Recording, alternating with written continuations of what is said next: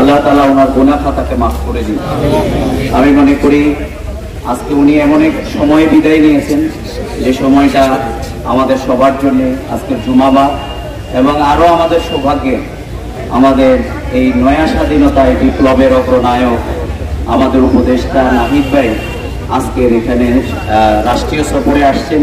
উনিও এই জানাজায় অংশগ্রহণ করেছেন। আমরা ওনাকে মোবারকবাদ জানাই লক্ষ্মীপুরের পক্ষ থেকে। আমাদের সবাইকে চলে যেতে হবে। আসুন আমরা প্রত্যেকেই আমাদের পরকালের সফলতাই হচ্ছে আমাদের আসল সফলতা।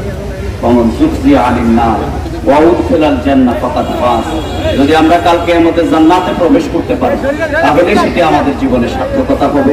আল্লাহ তাআলা আমাদের সবাইকে আল্লাহ রাসূল সাল্লাল্লাহু আলাইহি সাল্লামের আদর্শের আলোকে আমাদের চলবার তৌফিক দান করুন।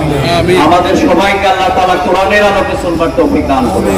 আল্লাহ তাআলা আমাদের সবার গুনাহ খাতাকে মাফ করে দিন। আল্লাহ রাব্বুল আলামিন আমাদেরকে এমন আমল করবার তৌফিক দান করুন যাতে করে আমরা কাল কিয়ামতের দিন কঠিন আযাব থেকে মুক্তি পেয়ে আমরা জান্নাতে প্রবেশ করতে পারি।